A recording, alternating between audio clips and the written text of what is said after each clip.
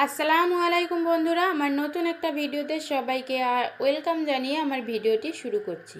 আজকের আয়োজনে থাকছে বাচ্চাদের জন্য, যে সকল বাচ্চারা 6 মাস প্লাস করেছেন, যাদের বাচ্চাদের সলিড ফুড খাওয়ানো শুরু করতে চান, তা সেই সকল মায়েদের জন্য সলিড ফুড শুরু করার ছোট্ট একটি ভিডিওর মাধ্যমে বুঝিয়ে দেওয়ার চেষ্টা করছি। তো প্রথম রেসিপিতে আমরা চলে যাচ্ছি। প্রথমে নিয়ে নিচ্ছি কিছুটা পরিমাণে গাজর, আর নিয়ে নিয়েছি ভাতের চাল। এগুলো কিন্তু আমি আধা ঘন্টা আগেই ধুয়ে পানিতে রেখে দিয়েছি। এখন কিন্তু প্রায় বাড়িতে আমরা কেনা চাল খেয়ে থাকি, বাড়ির তৈরি চালটা আমরা খাই না, কেনা চালটা খেয়ে থাকি। তো কেনা চালের মধ্যে কিন্তু অনেকজন সংরক্ষণ করার জন্য অথবা চালের যে কালারটা চকচকে ভাব সেটা ধরে রাখার জন্য কিন্তু প্রিজারভেটিভ বা কেমিক্যাল মিশিয়ে থাকে। সেই কারণে বাচ্চাদের কিন্তু আমি এই খাওয়ানোর আগে আধা ঘন্টা আমি লবণ পানিতে ভিজিয়ে রাখি। তো সেই রকম লবণ পানিতে ভিজিয়ে রেখেছি চালটা। আর এখন চালটাকে আমি ভালো করে গাজর সহ সেদ্ধ করে নিয়েছি। আর সেদ্ধ করার পর এখন একটা আলু ম্যাশার দিয়ে ভালো করে গাজর এবং ভাতটা আমি সেদ্ধ করার পর ম্যাশ করে নিচ্ছি ভালো করে। যাদের বাড়িতে 6 মাস প্লাস বাচ্চা আছে তাদের ক্ষেত্রে বলবো, এরকম একটা বড় ছাঁকনি আর একটা আলু ম্যাশার খুবই কাজ দেয়। এরকম একটা আলু ম্যাশার একটা ছাঁকনিতে বাড়িতে থাকলে কিন্তু বাচ্চাদের কিন্তু খাবারগুলো আর ব্লেন্ডারে ব্লেন্ড করে দিতে হয় না। আর 6 মাস প্লাস বাচ্চাদের ক্ষেত্রে বলবো, মায়েদের ক্ষেত্রে বলবো যে ব্লেন্ডারে ব্লেন্ড করে বাচ্চাদের যখন খাওয়াবে তখন বাচ্চা সেটা খেতে অভ্যস্ত হবে। আর এরকম সাধারণ খাবারগুলো চিবিয়ে খেতে তারা খুব একটা পারবে না। তাই সেক্ষেত্রে বলবো আমি যে এরকম বড় ছাঁকনিতে করে একটা করে যে কোনো খাবারই এরকম ছাঁকনিতে করে ম্যাশ করলে কিন্তু আলু ম্যাশার দিয়ে প্রথমে ম্যাশ করে নেবে, তারপরে এরকম একটা ছাঁকনিতে করে এটা ভালো করে এর চামচ দিয়ে চেপে চেপে রসটা বের করে নিলে কিন্তু বাচ্চা খুব সহজেই খেতেও পারবে এবং গিলতেও পারবে। 6 মাসের বাচ্চাদের ক্ষেত্রে কিন্তু এরকম পাতলা খাবারই দরকার, তাই এরকমভাবে রেডি করেছি। এটা গেল প্রথম খাবার। এখন চলে যাচ্ছি দ্বিতীয় খাবারে। দ্বিতীয় খাবারে আমি নিয়ে নিয়েছি একটা আপেল।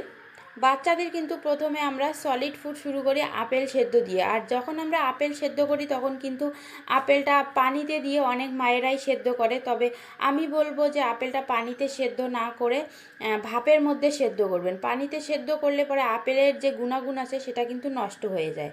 তো আপেলটা প্রথমে আমি কেটে নিচ্ছি আর টুকরো টুকরো করে কিন্তু পিস করে নিয়েছি। এখন আপেলটাকে আমি ভালো করে ধুয়ে তারপরে এটাকে রান্না। আমরা যখন সলিড ফুডে বাচ্চাদেরকে আপেল সেদ্ধ করে খাওয়াই তখন ভাপের মধ্যে সেদ্ধ করতে হয়। আর আজকে আমি কিন্তু খাবারটা যে বানাবো তখন পানিতেই সেদ্ধ করে নেব। কারণ কি, আমরা যে পানিতে আপেলটা সেদ্ধ করে নিচ্ছি, এখানে চাল দিয়েছি, বাচ্চার পরিমাণ মতো চাল দিয়েছি। বাচ্চা যতটুকু খাবে ততটুকুই চাল নিতে হবে এবং অর্ধেকটা আপেল নিয়েছি। আপেল এবং চালটা যে পানিতে সেদ্ধ করব সেই পানিটা আমরা ফেলে দেব না। তাই আপেলের যে গুণাগুণ আছে সেটা কিন্তু নষ্ট হবে না, আমার বাচ্চা কিন্তু সেটা পেয়ে যাবে। তাই আপেল এবং চালটা সেদ্ধ হওয়ার পরে এটাকেও আমি আলু ম্যাশার দিয়ে ভালো করে ম্যাশ করে নিচ্ছি। এরপর এটা ম্যাশ করে নেওয়া হলে কিন্তু আবার ওই ছাঁকনিতে করে ভালো করে সেঁকে নিয়ে এর মধ্যে রসটা বের করে নেব। আর নতুন মায়েদের ক্ষেত্রে বলছি, বাচ্চার যখন খাবার বানাবেন তখন কিন্তু বাচ্চার খাবারটা একবারে অনেকটা বানিয়ে রাখবেন না যে বাচ্চাকে দুবেলা খাওয়াবো বা 3 বেলা খাওয়াবো। এটা ভেবে বানালে কিন্তু বাচ্চা খেতে চাইবে না আর বাচ্চার খাবারের প্রতি অনীহা চলে আসবে। তো সেক্ষেত্রে বলবো, বাচ্চা যতটুক পরিমাণে খায় একবেলা যতটুক খাবে ততটুক পরিমাণে খাবারটা বানাবেন এবং ওই খাবারটা একবারে তাকে দিবেন, 2বার দিবেন না। তাহলে বাচ্চা কিন্তু খুব সুন্দরভাবে খেয়ে নেবে। সকালে একরকম খাবার, বিকালে একরকম খাবার দিলে যদি বাচ্চা খেতে পারে তাহলে মায়েরা একটু কষ্ট করে বাচ্চাকে সেটাই খাওয়াবো, যেন বাচ্চা অনেকক্ষণ পর্যন্ত খায় এবং পেট ভরা থাকে আর বাচ্চা খাবারগুলো থেকে পর্যাপ্ত পরিমাণে পুষ্টি পেয়ে যায়। এই খাবারটাও আমার রেডি হয়ে গেল, আপেল রাইস। এবার চলে যাচ্ছি তৃতীয় রেসিপিতে। আমার চ্যানেলের ভিডিওগুলো যদি ভালো লেগে থাকে একটা লাইক করে আমাকে উৎসাহী করবেন পরবর্তী ভিডিও বানার জন্য। তৃতীয় রেসিপির জন্য আমি এখানে মুসুর ডালটা ভিজিয়ে রেখেছি অনেকক্ষণ আগে। এখন এখানে দিয়ে দিলাম কিছুটা পরিমাণে মিষ্টি আলু। রান্নার আলুর থেকে মিষ্টি আলুর গুণাগুণ কিন্তু অনেক বেশি। আর মিষ্টি আলুটা আমি গোল গোল পিস করে কেটে নিয়েছি। এবার আবারও আধা ঘন্টা ধুয়ে রেখেছিলাম যে চালটা, লবণ পানিতে ধুয়ে রেখেছি, সেই চালটা দিয়ে দিলাম। আর 6 মাস বাচ্চাদের ক্ষেত্রে কিন্তু খুব একটা মশলা বা তেল ব্যবহার করা যায় না, এই ক্ষেত্রে একটু সামান্য ঘি দিলে দিতে পারেন। এখানে আমি একটা সবজি ব্যবহার করেছি মিষ্টি আলু, আর একটা ডাল ব্যবহার করেছি, আর সামান্য পরিমাণে চাল দিয়ে খিচুড়িটা রান্না করছি। আর খিচুড়ির কালারটা ভালো হওয়ার জন্য সামান্য একটু হলুদ দিয়েছি। 1 বছরের নিচের বাচ্চাদের কিন্তু লবণ খাওয়াতে বা ডক্টররাই বারণ করেন, তাই কিন্তু আমি এখানে 3টে রেসিপি তোমাদের সঙ্গে শেয়ার করলাম। একটা রেসিপিতেও লবণ দেইনি।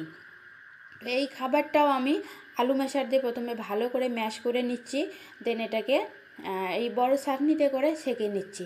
ছাঁকনিতে করে খাবারটা যখনই সেঁকে নেবেন, খাবারের যে রসটা সেটাও পড়বে, এবং যখন এটা চামচ দিয়ে চেপে দেবেন তখন খাবারের যে ভারী খাবারটা সেটাও কিন্তু এই ছাঁকনির ফুটো ছিদ্রগুলো দিয়ে বেরিয়ে আসে। এতে করে বাচ্চা কিন্তু খুব সুন্দরভাবে খেতে পারবে, গলায় আটকে যাওয়ারও চান্স থাকে না, এবং বাচ্চার অনেকক্ষণ পর্যন্ত পেট ভরা থাকে। আমি দেখছেন সকাল থেকে রাত পর্যন্ত খাওয়ানোর জন্য 3টি রেসিপি তোমাদের সঙ্গে শেয়ার করলাম।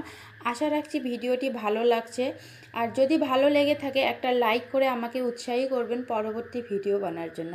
আর যারা আমার চ্যানেলটি সাবস্ক্রাইব করেনি, প্লিজ চ্যানেলটি সাবস্ক্রাইব করে পাশে থাকবেন।